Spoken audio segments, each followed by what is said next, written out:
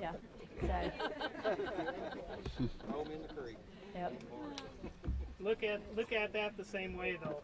You know, a bottle of laundry soap to them might be quite expensive. To you, it's a minimizing your risk activity. Buy them some laundry soap, Exactly. you're all set. Okay. So are we headed to the facility now? Yes. Is it too late? It is time. Time to go? Or time to leave? Time to, no, it's time. Testing 1 2, testing, testing, testing 1 2, testing, testing.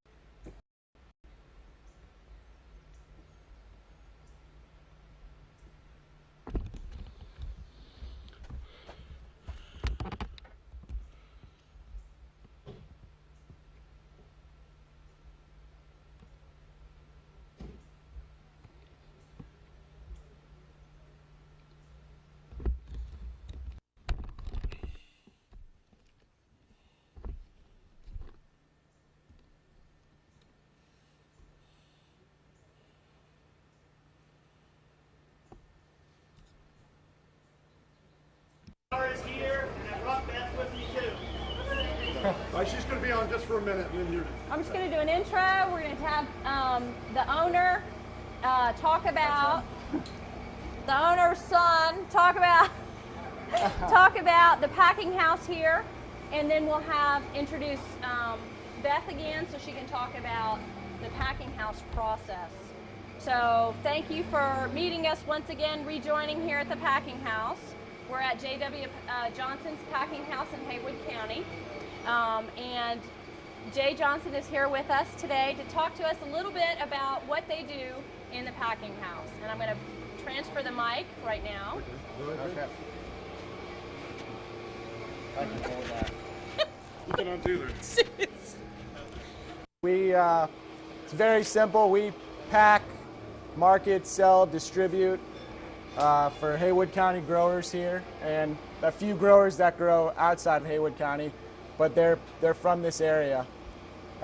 We market about 100 acres of bell pepper, 100 acres of vine-ripe tomatoes, Roma tomato, and a Campari tomato that Randy Gardner developed and is trying to take to market. We try to ship local, as in the southeast region, but we also like to take care of our customers and protect our growers as far as market conditions, because sometimes things get to where costs are too high and nobody wants to pay the price, which everybody hears all the time. So we work year-round out of Florida, and we have customers that we deal with all the time, so we kind of preserve our relationship when we're working here in North Carolina and down south. We deal with the same people all the time. We have a state-of-the-art line in there as far as we can run bell peppers, tomatoes, and in the future cucumbers on one line, because you can see we don't have very much space. And the quality is excellent. The cold nights and fertile soils make everything A+. So I'm glad everybody came by and gets to see everything. And feel free to walk wherever you like and check everything out. So. We're not going to talk about the part that we're in right now. This is more of a repack operation, and since they're not running it, there's just not a whole lot that there's some stuff I could point out, but it's going to be a lot more productive to look at what they're actually doing right now in a running line. Since it is so loud in there, we'll talk about a few things here. I'll point some stuff out while we're in there, but we're just going to walk through. Keep your eyes open. If you've got a pen, piece of paper, or just keep mental notes of things, we'll then come back out here. We'll talk about what we saw, things that things that are good, things that need to be changed, so forth and so on. Y'all are third party. Y'all are certified. Yeah. This is not a certified organization or operation, so we can help them get that way. We're going to start in the cooler though, and just kind of walk through, look at the cooler. Please don't touch any of the boxes or any of the produce in there. Just walk through, look at some stuff. Are they on? Are the blowers on really loud? Yeah, but it's not that loud. Okay. If it's okay, if it's an okay volume, then we'll stand around there and chat for a few minutes, and then head inside. All right. So let's go in the cooler and look around.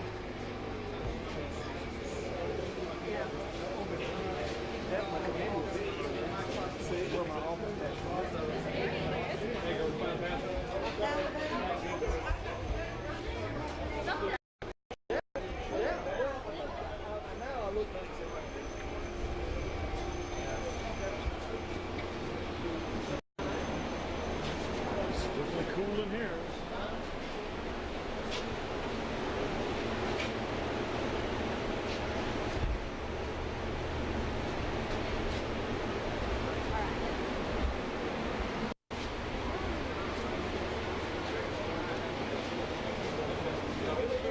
Yeah, it's pretty. Yeah, exactly.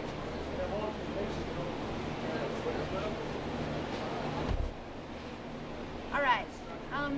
Some things to keep in mind whenever you're looking at your cooler and cooling units. First of all, depending on the audit format that you're going with, when I say that, I'm not talking about the facility, pack house, farm, ranch, traceback that we talked about with USDA. I'm talking about the different companies that do the different auditing, whether that's Primus, AIB, UC Davis. There's lots and lots of acronyms that can be thrown around, but depending on the auditing firm that is going to be auditing your operation, those are the standards that you're going to be concerned with. So when it comes to a cooling facility, some general things you want to keep in mind. If you have cooler curtains, this one does not, and that's okay. If you have cooler curtains, you want to be sure that your cooler curtains are clean and intact. There aren't any broken or missing cooler curtains. If they are broken or missing, you want to try to replace those as soon as you can. It may not be feasible for you to do that. Can you hear me okay? Camera guy? Can you hear me okay? All right, good deal. So watch out for cooler curtains. Now when I say keeping them clean, cooler curtains at the beginning of the season, they need to be cleaned and sanitized. Again, that's a two-step process, but sometimes you can find products that do two in one. Cleaning is like a soap. It gets rid of the grease, it gets rid of the dirt and the grime. Sanitation though, that's where you come in with the bleach or some sort of chlorination, and that kills the bacteria and the viruses. There are lots of things out there like Simple Green D, Simple Green Disinfectant, Lemon 64, and there seems like there was one other one that I ran across the other day that are fantastic to use. Cut the grease and the grime. They also kill and disinfect all the bacteria and viruses. So if you can find something like that, you've got your two steps in one. You want to have those clean before the season begins, and then on a weekly basis, you want to sanitize those to make sure that there's nothing going in and out and nothing getting on your boxes and potentially getting on the actual produce. In the actual facility itself, as much as you can, you want to keep, a 6 to 8 inch buffer between where your produce and where your boxes are and your wall. The reason for that is to allow people to be able to walk around, and if you have pest control in your actual facility, that way the pest control devices can be monitored properly. If you do not have that luxury, it's okay. When it comes to pest control in your facility and in your packing or in your cooling units, depending on the auditing firm that you're using, will depend on what they require you to do. Most of the time though, if you have a cooler such as this one with one door opening, you do not have to have pest control devices inside of the cooler. You can have them on the outside within 6 feet of either side of the outside door, and you're covered, okay? However, if you have more than one entrance into your cooler, then you will have to have pest control devices inside your cooler within 6 feet of all openings. Does this make sense? Cited cat, what are you talking about? Want to say what? Cited cat, what are you talking about? Wait, For pest control. cat? Yes. Yeah. Actually, I had a farmer the other day, and I was talking to him about pest control devices, and he said, well, I don't have rats because I got cats. And I said, well, you got to get rid of the cats. He said, well, I'm going to have rats. And I was like, well, there you go. So it's a rock and a hard place. Yes. They're supposed to be mechanical though, aren't you? What? The pest inside? Yes. And, all of the pest control devices inside your coolers, as well as inside of any of your produce operations, all of these, usually they're called tin cats. They do not contain a bait. It is a live trap. It's not one of the snap traps. That could be messy and gross, and it could spread stuff. Won't be pretty. But if you've got a sticky trap, a live trap, the thing stays in there, and then you can get rid of it.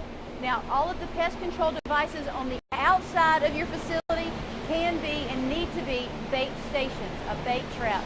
The majority of those, the cheapest ones that you can find, are tomcats, and you get the necessary baits for those. Also, with your cooler, inside of your cooler, before the season begins, if you have a material that allows you to do this, you want to be able to clean and sanitize the ceilings, the floor, or the walls and the floors, and any of the beams in the middle.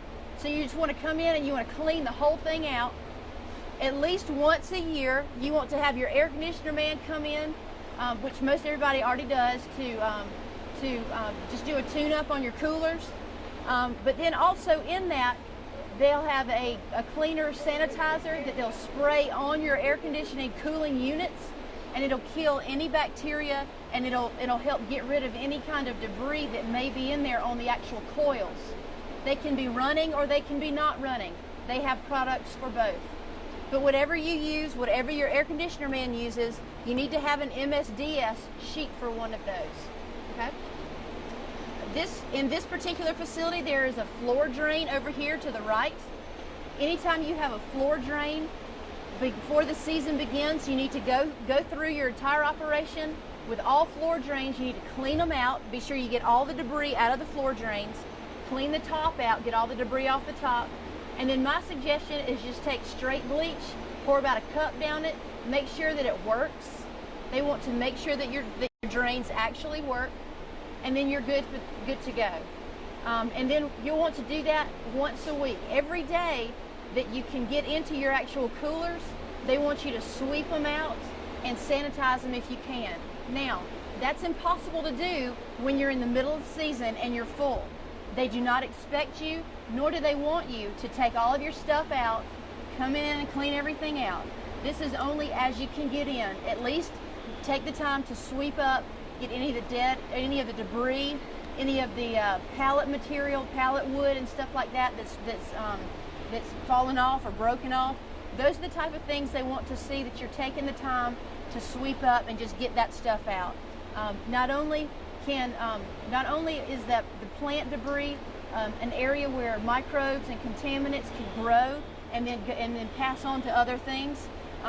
It's also an attractant for any kind of pests, whether it be insects or rodents.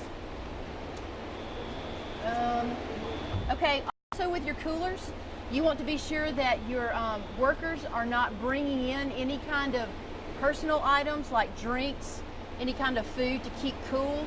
That has been a problem in the past. If that is a problem, if you got an old refrigerator laying around, please let them use that. But they cannot put any kind of private, personal materials in your coolers. And then when it comes to actual temperature control, whatever temperature you want your produce to stay at, that's your prerogative. There is really no national average that says cucumbers have to be kept at this temperature, strawberries at this. So in your standard operating procedures, you write down whatever you want to keep it at. There doesn't have to be any of this messing with the thermostat. Now, when it comes to temperature control, most all of the audits that we deal with require you to have at least 2 thermometers in every cooler. Not thermostats, but thermometers. thermostats run off of a range of temperatures. They use 2 thermometer readings per cooler. This would be considered 1 cooler. And then you want to document the temperature of your cooler at least twice a day, if not more.